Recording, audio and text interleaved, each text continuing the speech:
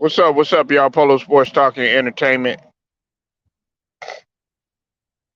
here again with another one. Be sure to hit that like button, sub to the channel if you're not a member, and also hit the notifications to get all of my content as well as my all of my videos. Now, man, I got a busy day today. Lots of stuff to talk about, of course. Later on, what's going down uh, if you can, man, tune in to the NFL draft. I know a lot of people's feelings about the NFL throughout the LDBC. It's not that great, but nevertheless, man, we still got some people that still are passionate about the NFL. I'm just intrigued and what I've seen in the combine, and also some of the draft prospects that are likely to come out of college for the NFL. But nevertheless, man, we talking about NBA today. Now, last night on Inside the NBA, as always, you know, it's always going to be some debating, debunking, contrarianism, all that. And last night, Doc Rivers, they played a clip when he was asked about in reference to coaching pretty much. And basically he was saying that, he gave his spiel as to why, in terms of the 3-1 lead, that's always been on Doc Rivers' head about, what has taken place with 3-1 leads and why he lost them, and why he wasn't successful in reference to those situations. Okay, you want to pop up on the scene now, Swish Life, talking about what's good with you. Man, we need to be asking what's good with you. You know what I'm saying? What's good with you? What's up, coach? You know what I'm saying? They ain't humble like about a least bit. Man, what's up? Coming up in here like you Debo or some shit, nigga.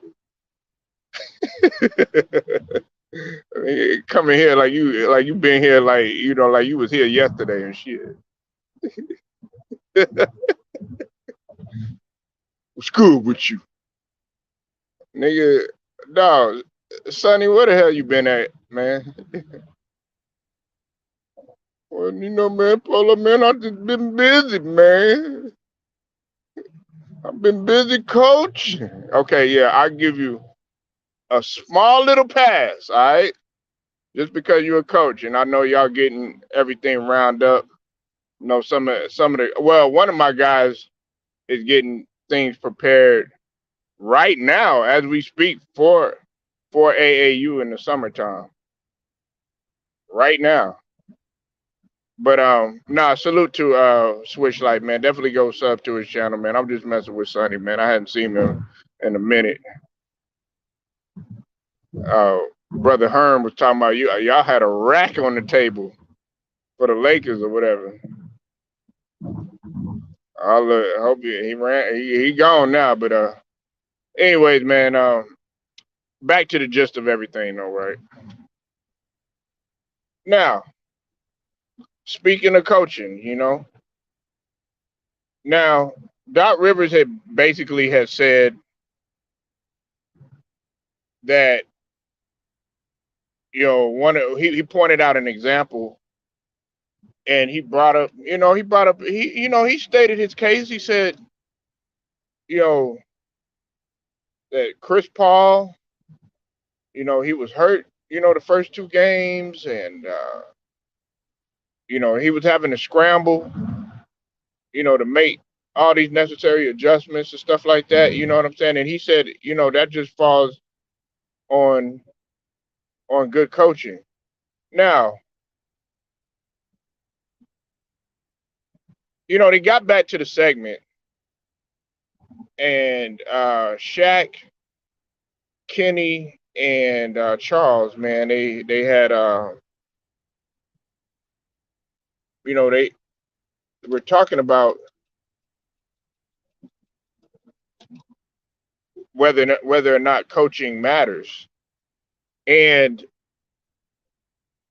Shaq pretty much said that coaching doesn't matter all that much as it pertains to, and I think he was trying to explain himself, and basically he was saying that because what's he called, Charles was, they were going at it, and Shaq was saying that he would have to tell Phil or whoever was coaching or whatever, hey, look, I'm gonna do this or I'm gonna do that and all this other stuff. Now, okay, I'm gonna say this, all right. Shaq is partly right. What's up with it, Alex? I see you in the building.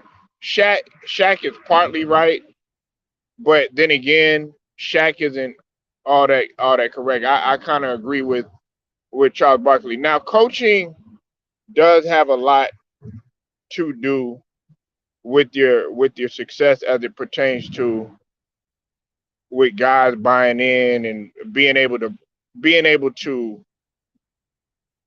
adjust to your personnel, because y'all gotta be on the same page. Okay, there's gonna be some times when y'all not on the same page. Some coaches might, some players might not like what a coach is running. They might not like uh, how they're doing things. Especially, you see a lot of point guards, and you see a lot of main players. They'll be like, well, I don't think we should run this because I see something out there. Sometimes there'll be a compromise between the two, and then sometimes there's going to be a thing where it's going to be confrontational and y'all going to butt heads. You know, a great teams are going to butt heads. But at the end of the day, if you're successful, then okay, we'll just handle that maybe in practice or something like that. Because I always look at it like, in football, when I was watching any given Sunday, and it was the when Willie Beeman was pretty much not even going by the playbook and everything. And I know it's a movie, but it does happen like that a lot. And I know it's football and stuff that we're talking about. Well, he decided to just do his own thing, but they were winning, and there are some times I can understand what Shaq is saying. There are some times when the playbook and, you know, what you execute and stuff like that, especially if a team kind of already, has cheated and they kind of know what you're running and what the system and where the guys are going to be at and stuff like that. Sometimes you got to say, forget all of this. I'm not going by the book, and you got to pull from what's out of your chest, and then also a little luck is going to play in your favor too.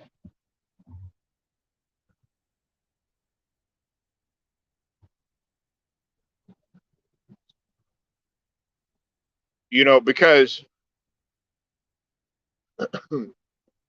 we can sit up here and act like the players, oh yeah, they don't have to execute and stuff like that. Okay, if if if we're gonna go there, right? With Steve Nash, when it comes to Steve Nash or whatever, pretty much everybody already knows that they're kind of running a similar style to what D'Antoni was running, because you got what's it called on the bench. You got Stoudemire on the bench, who was a part of that D'Antoni system, and then at one point in time, D'Antoni was a part of that staff. What's up with it, True Viking? I see you in the building, Queen. You know, I mean, everybody pretty much already knows it, and then on top of that, going up against a guy like Ima Udoka, who's been coaching for a long time, pretty much. He's been on. He's been on. He's been successful at it on the staff, being a a joint staff member in terms of the coaching. All right, like 9 times out of 10, or most likely, the, uh, uh, in comparison to a guy who got grandfathered in pretty much, because they hired the guy because, hey, might have been a nice guy, and he's been in our league for a while and everything like that, pretty much because of politics, if you will. That doesn't necessarily make him a great coach. And like Steve Nash, he's not he's not the best. He's getting started. You know what I'm saying? I'm not gonna sit here and say, oh man, he's god for awful horrible, but for what the success rate that they're trying to get done in terms of what they projected Brooklyn to do, Steve Nash would not be, in a lot of people's eye, a good fit. Because he was just, and it's nothing to take away from. I mean, he was great on the court and everything. You know what I'm saying? I mean, he never, even though he didn't get to a finals or anything. But if we're talking about individual and all of that, I mean, yeah, he was, he was up there in terms of point guards and stuff like that. But then again, you have guys that weren't two-time MVP, who weren't the best player in the NBA and everything, and they made great coaches. You know, like Ty Lue, you could say what you want, but being able to handle the rigors and everything like that. Now, is he on the level of, in terms of X's and O's and all this other stuff with Larry Brown and all that? No, nah. I mean, no, but he he has he has taken a lot of criticism and has had trial and error. What's up with it, Ted Cox? I see you in the building. He has had trial and error and trials and tribulation, and he's learned on the fly. He's learned on the fly, and unfortunately, listen, that's important in coaching. But to get back to the main topic, yes, coaching does matter a lot. But I've always said this though. I've always said this, and I'm gonna stand on this. The players do got to execute though, and a lot of that does have to do with the players and being out there and being on one accord, because the coaches, yeah, they could yell and they could holler at the top of their lungs and, hey, run this and run that and everything like that, but everybody's not going to be cohesive. Everybody's not going to be on the same page sometimes. And then when you get in the huddle and stuff like that, yeah, or the game stops, or a call happens, or free throw or something like that, then you could get on, you could get on that guy and say, hey, why didn't you run that, or yank him out of the game and all that other stuff. But see, that's what preparation is for. When y'all run something, and having an A through Z plan. If A don't work, all the way up to Z, having a counter for that. But yeah, coaching, man, coaching matters. Coaching matters. But there are some times when the players are going to have to, execute. Like, okay, for instance, with Shaquille O'Neal, I think it was both Shaquille O'Neal and Kobe Bryant weren't necessarily too excited about buying into the triangle. Neither was Michael Jordan. They didn't want to buy in at first when it came to, the Tex Winter triangle. I don't like to call it the Phil Jackson, but Phil Jackson was the one that was the one that did it.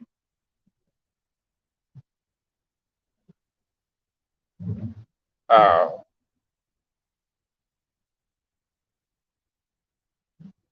but they eventually were able to buy. They were able to buy in, and they were successful at it. That's kind of like similar to what you see right now with Ama Udoka and the Boston Celtics. I'm not saying that they're running no daggone triangle. That's not what I'm saying. What I'm saying is for the system that he's running and for the style that he's playing and everything. At first, they weren't buying in. These guys were, they were going through a lot. There was a little bit of friction. I mean, I say a little bit of friction. What's up with the sheet? I see you in the building, bro. I say it was a little bit of friction because there's been far, far more turmoil, especially if you look at the situation that went on with Philly. When you look at what was going on with Brooklyn and stuff like that, them guys all could have been gone, and they could have let the media just tear them apart. But they didn't do it. They actually got better, and they got closer. They got closer, and they got more cohesive because they've had success together. So that right there, if you if if you want to give Shaq the nod in that regards, okay, I'll give him a regards in that the nod in that regards because as players, y'all got to have some sort of chemistry, and y'all also got to be on the same page without the coach too. A a a, a difference between two players sometimes that's not going to be handled by coaching. That's not going to be handled by personnel and stuff like that. That's going to be between you and that other individual. Like with when it came to Marcus Smart and when it came to Jalen Brown and Jason Tatum, that whole situation right there. You sometimes you got to have a players only meeting. You got to be able to have a players only meeting where it's just the players. It's not it's not the coaches. It's not anybody else that's in there. It's gonna be between y'all. Sometimes it's gonna be like one on one. If you have if y'all not on the same page and y'all are not successful with it or whatever, but you feel like okay, we can actually be successful. We just need to figure out and put some stuff out on the table. Okay, then we'll look at that. So it's just like we have to we have to come together and be able to be cohesive and be um be on one accord. And that's why the Boston Celtics are are very successful. Because they have chemistry on and off the court. And then another thing is that a lot of people don't know that a lot of these guys were originally Celtics, and they've been through the fire together already. You got to go through the trenches with one another. And I will say this, and I will maintain this again. All right, everybody's always crowning Joel Embiid an MVP. Everybody's, I'm guilty of it. We're calling what's it called an MVP, Jokic. Okay, but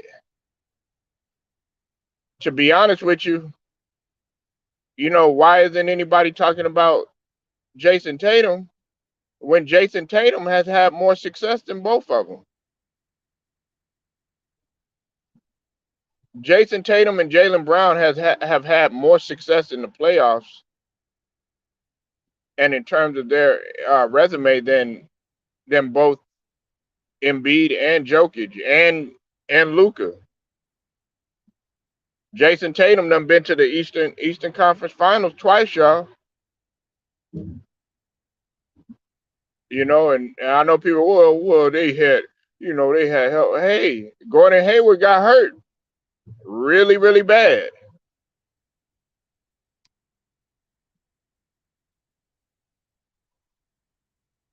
You said deflecting the pressure to help his player play. I mean, look, it's on a Doc Rivers team. I noticed like with the well, no, I can't even exclude the Celtics. On a Doc Rivers team, there has always been finger pointing. There's always been finger pointing. I mean, if you go to the Clippers, there were people pointing the finger at CP3. Oh, he can't stay healthy. There were people uh, pointing the finger at DeAndre Jordan because he couldn't shoot free throws. There were people pointing the finger at Doc Rivers because of his coaching. There were people pointing the finger at Blake Griffin because of sometimes health and sometimes his inability to get it done in some key moments. And then also they even pointed a finger at Doc Rivers at time because he was taking on a lot. He was uh he was working in the front office and he was working, as a coach too. Come on,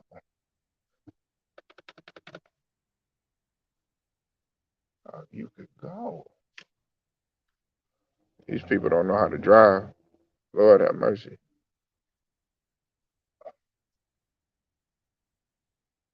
Yeah, y'all definitely got chemistry. But see, y'all have lost together. See, man, the hurt and the agony of defeat, man, it sits with you for a long, long time. And they've been itching to get back there. I've been telling, like I told the brother True the King, TV man. We've been going at this, and look, I've been telling people, man, if they make a few other moves, and they, let some of these other guys play like Peyton Pritchard, Robert Williams. I said once he gets his health on track, man, the guy's gonna be a beast, and he don't need to score no goddamn uh 40 points and 15 rebounds to do it. His impact alone on defense is just energy and inspiration.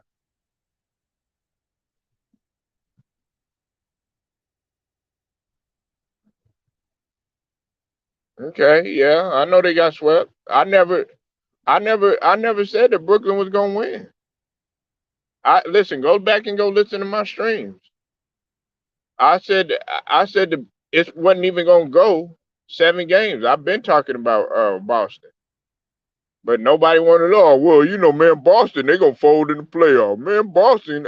Now everybody in the tirade. Oh man.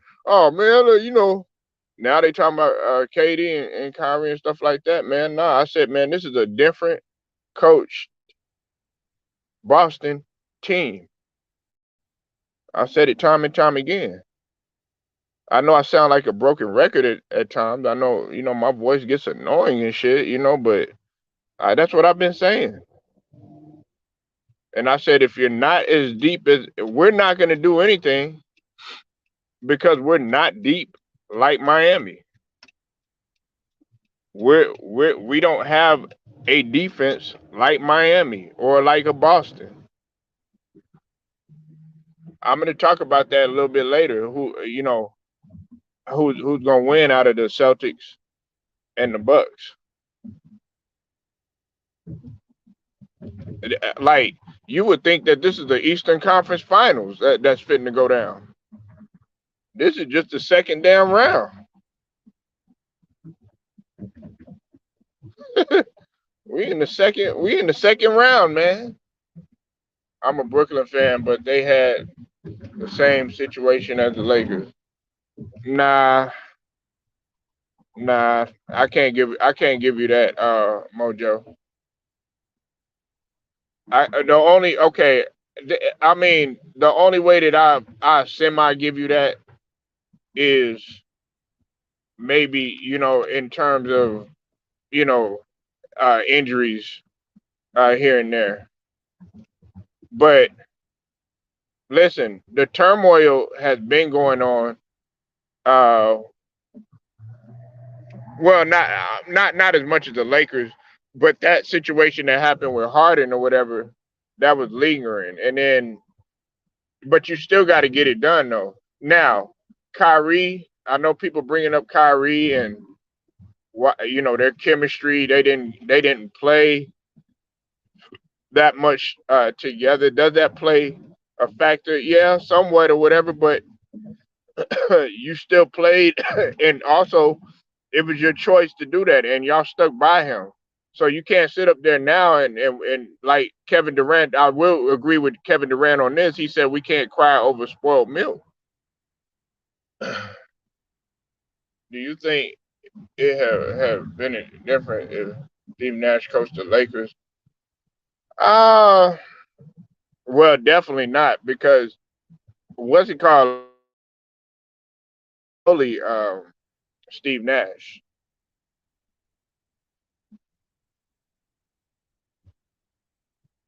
LeBron was gonna bully Steve Nash, and he was gonna have to manage all those egos. But see, Kevin Durant actually came to the defense. He came to the defense uh, of Steve Nash. He came to the defense of him, and he said that Steve Nash has been dealing with a lot and um, all this other stuff. Well, y'all wanted Steve Nash. Y'all chose Steve Nash. Y'all signed off on him.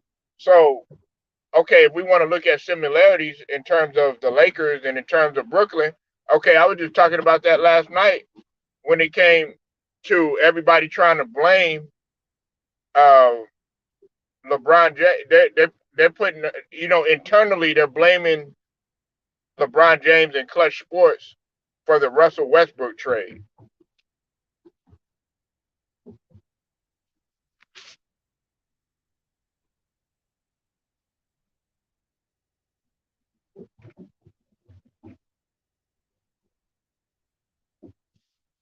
Yeah, but yeah, they had the number one defense. Right now, Milwaukee has the number. Well, the last time I checked, it was Milwaukee. Milwaukee had to have the number one defense in the playoffs. So, but they had the number one defense. It was all changing from week to week.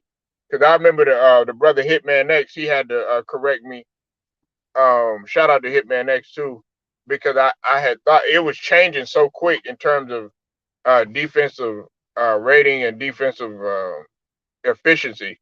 Even at one point for a long time, I didn't know that Golden State had the number one defense. At first, I thought that Boston had eclipsed it, and then next thing you know, then at one point it was Phoenix. They were just changing. So like the other day, I was on here and I was like, yeah, well, Boston's the number one defense in the playoffs. They put me on game. They said, nah, Milwaukee is. Look, I want to tell y'all something too, man. I'm I don't like one of the reasons why I talk to y'all.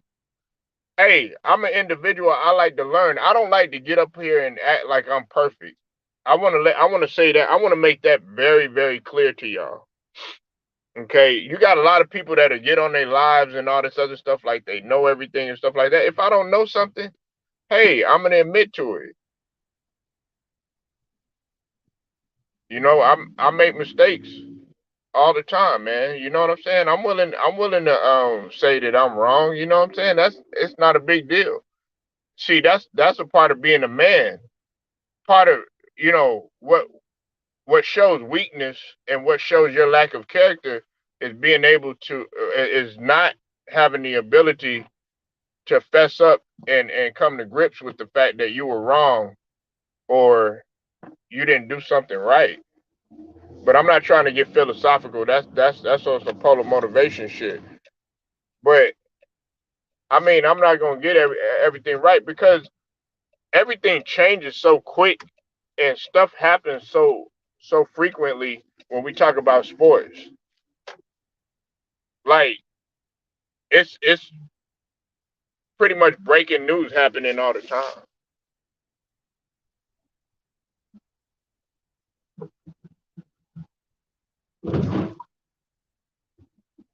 But I don't think that the Lakers and the Brooklyn situation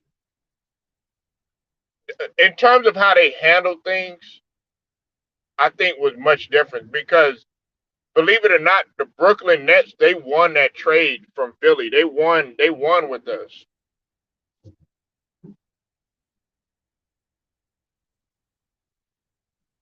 Nah, Mojo. Hey, Mojo, I gotta disagree with you on that. Listen, this series right here could go either way, my brother.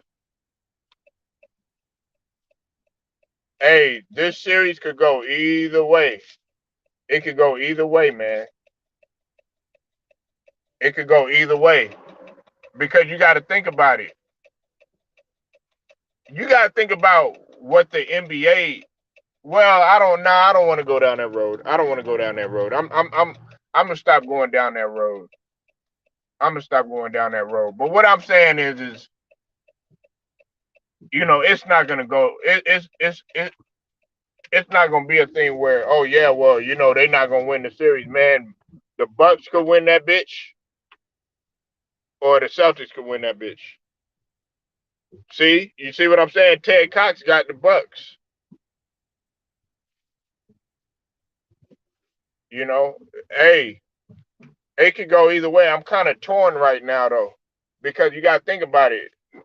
Like okay, if we're going by what's showing on, uh, what's showing on paper, or what we're seeing in terms of the rankings. Okay, Milwaukee got the number one defense, but like the eye test, if you look at if you look at the Celtics, okay, well damn, you'd be like, they are the ones that have the number one defense because you got a guy in Marcus Smart, defensive player of the year. You got a whole bunch of guys out there that that's out there scrappy, physical, playing defense. You know what I'm saying? Like even though he's a little bit hobbled right now, Robert Williams coming back from that injury.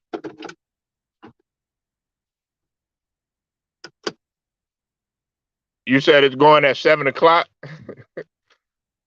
Oh, okay. I didn't know. I didn't know they were going at 7 o'clock. True.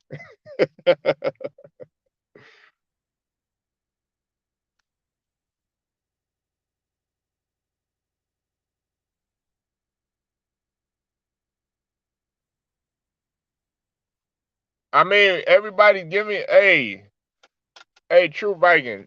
Listen, sweetie. Hey, you follow my channel enough, and you in here pretty much all the time to know that Boston. I've always said that Boston is legit. Yes, I'm watching the draft. Of course, I am. I'm watching all the days. That's one thing about me, Alex, that you're gonna know. I I do it all, man. I do all sports. I mean, like mainly basketball and football and stuff like that. We do got the Stanley Cup playoffs going on too as well in terms of hockey. I have a few subs that watch hockey, like wait what, wait what watches hockey, and number one grinder watches hockey. From what I know, a couple people I know they watch hockey. Hockey's very entertaining, man. It is entertaining. I was messing around with wait what, but it is a. I had a homeboy. I used to watch hockey all the time. I've been to like two hockey games. I went to a Stars game, and I went to an amateur. It was like a little amateur hockey. You said Grayson Allen is an X factor. Yeah, he is. I don't like Grayson Allen. I don't like what he does. I think he's a very dirty player, but he's been balling though. You said Timberwolves is a sleeper team. Well, no, they got to get it together, man. They lost the lead. You had Cat up in there telling everybody to be quiet and stuff like that, but they gotta know they're young. They're both young. Okay, they're both young, still trying to figure it out, trying to close and stuff like that. But I think I'm gonna give Memphis the edge. But that series right there could go either way. I never called Timberwolves a sleeper. If you looked at my videos, I've already talked about Minnesota. They're turning that culture around. I mean, you got a guy in uh You said, Polo, y'all not gonna gang up on. Ain't nobody ganging up on True. What you talking about, Quan? Dog, you. I don't know if you even been listening, but I've said that Boston is legit. I've been telling. True Viking knows that I rock with Boston. I've been advocating for Boston. You would think I was a Celtics fan, but no, I like Jason Tatum. I like Jason Tatum and I like Jaylen Brown. And I've been telling people about Ima Udoka. Oh, okay, yeah, ain't nobody ganging up on True, man. I'm not gonna let nobody gang up on True either. And True Viking can handle herself too. That girl like kill Bill out in this bitch. Shit, she'll human Thurman your ass, nigga. Charlie's Angel all in one, nigga. Like, man, shit. Minnesota played through Pat Bev too much and take dumb shot. Nah, I disagree with that, Mojo. I disagree with that. I disagree with that. They their problem is because they'll have the lead, but they let they let Memphis back in their game. You know, they had it. They had the game, but uh it was a combination of Ja Morant, but really Bane is the one that really uh gave him that spark. But Ja Morant, that's why the league is, a lot of people, they look at marketing off of guys like him and Giannis and stuff like that because they give this feel of excitement, like, they're gonna be like, oh man, they gonna come back and they're gonna amp the crowd up. You know what I'm saying? At home, that dunk was ferocious. Now, that's another thing too. I wish that he laid the ball up. I think it was the third or fourth possession, but that one dunk where he tried to because he dunked it one time, he got that bitch, and then a second time he tried to dunk again. I like, man, all he need to do is just lay the ball up. But I understand that he's trying to amp everybody up, but also I don't want Ja to be going so out of control because he got knocked to the floor, and it's like, damn, you gotta brace yourself because he could fall different. Or, him going after alley oops, on a fast break and stuff like that. I don't mean no harm, but take my mom money. She think Celtics gonna beat Giannis. Plus, she just bet me $100 on this game. Woo, man, we already got bets going. Man, y'all act like this the Eastern Conference Finals, man. Ooh, man. Oh, man, this is Hey, I like this. I like this. Oh, man. You know I got to go live. Hopefully I got some of these guys pulling up later, man. Oh, man. It finna go down. Oh, man. Bring back team ball. Two great teams going at it, man. This kind of like Detroit versus San Antonio or something like that, or two great teams like going at it, man. I like this, man.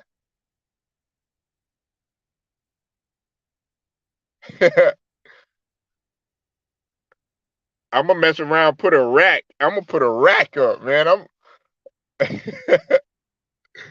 gonna be like Herm. I'm gonna be like Herm and putting up a rack on this shit. Nah, y'all, but let me go ahead and get up out of here, y'all, man. I appreciate everybody pulling up, man. I'm gonna call all y'all out. Ted Cox, man, True Viking Queen, of course, always showing up. Quan, Mojo, uh, who else? Alex, Zay G, man, and Swish Life, man. I appreciate all y'all pulling up, man, and you say Giannis gonna win this, take this all the way home. It's not gonna be that easy, man. Quan, it's not gonna be that easy. But hey, if y'all if anybody could do it, it could be Giannis because he's got a super focus. But it's not gonna be easy. Ama Udoka is very intelligent, man. He's a very intelligent coach. He's on the level. Him and Monty Williams are extremely good at making adjustments. Now, I don't believe that a wall is gonna work if they're trying to do that. Giannis has pretty much evolved his game enough to do other things now. Now okay, is he the lights out shooter yet? No, he's not. But he's still able to do more than what he did in the beginning of his career. But other than that, man, I gotta go. Make sure y'all like the video, share it, subscribe, hit the notification, Polo Sports Talking Entertainment. I'll get at y'all later.